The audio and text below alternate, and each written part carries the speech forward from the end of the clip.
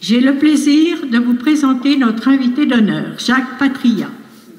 Depuis les années 80, ce peintre autodidacte a apprivoisé seul ses bâtons de pastel, ses sujets préférés, la femme et sa magie. Mais les paysages, les marines, l'animalier ne le laissent pas insensible. Il est attiré par la technique du portrait et les sujets pleins d'humour. Sa rencontre il y a 14 ans avec des maîtres pastellistes a donné un nouvel élan à sa peinture. Depuis, il a obtenu reconnaissance et récompense, mais surtout la satisfaction de pouvoir exposer sur sélection rigoureuse aux plus importants salons internationaux de France et en Belgique. Il eut aussi le plaisir de côtoyer des pastellistes de renom. Ses admirations vont vers les artistes comme Nathalie Picoullet, Richard Heinz et Vincenzo Romeo. Vous avez ainsi honoré pendant ces 10 dernières années plus de 70 salons prestigieux en France et à l'étranger, un parcours jalonné de prix et de médailles. Quelle envergure et quel privilège pour nous de vous accueillir à Vert-le-Châtel. Passionné par les arts appliqués, il franchit la porte des beaux-arts pour y suivre pendant plusieurs années des cours. Son talent est reconnu au fil des années. Il propose une peinture figurative tout en prenant beaucoup de liberté avec le réel. Il nous dira « Quand je peins un marché, je voudrais qu'on sente aussi les odeurs. Quand je peins un orchestre, je voudrais aussi qu'on entende la musique. » Notre invité d'honneur à Vert-le-Châtel en 2005.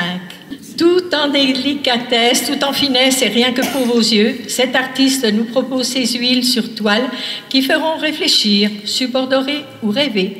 Peut-être sa mise en garde. Attention, certaines scènes peuvent séduire.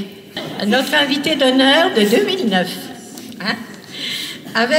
Avec les conseils éclairés d'un professionnel de l'art, Pierre Albert, un apprentissage strict et exigeant, la richesse de sa palette et la délicatesse de ses glacis d'influence du maître impressionniste moderne dont elle revendique l'héritage, avec ses premiers amours, sa peinture à l'huile et sa touche presque aquarellée, pays chaud, ambiance exotique, exprimant un besoin insatiable de soleil.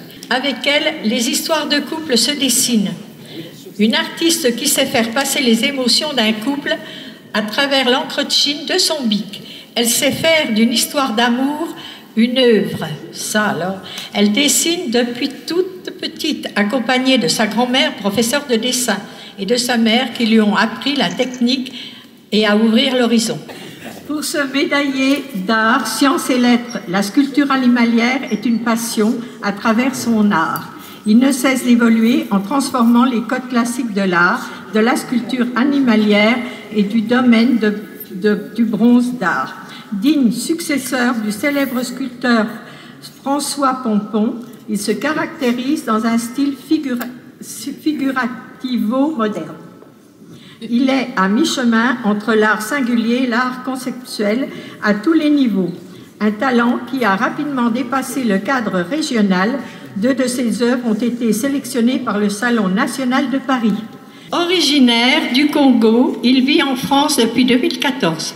Artiste dans l'âme, aux multiples talents, auteur, compositeur, interprète, musicien, reconnu dans son pays et artiste peintre de renommée internationale. Monsieur Pambou Bodo, c'est ça? Dit Bodo fils, est le fils aîné de Camille Bodo Pambou, le Picasso africain, internationalement connu, filiation qu'il assume avec fierté et à laquelle il a le souci de faire honneur dans tous les domaines de sa vie. Je suis Bodo fils, l'artiste peintre de renommée internationale. En fait, j'ai commencé à peindre depuis mon bas âge. Et puis mon père, fille, grand artiste, nous a quittés en 2015. C'est Pierre Bodo. Et c'est pour cela, vous allez voir, il y a dans mes tableaux, c'est bien écrit Bodo fils parce qu'il y a un père, Pierre Bodo. C'est mon papa.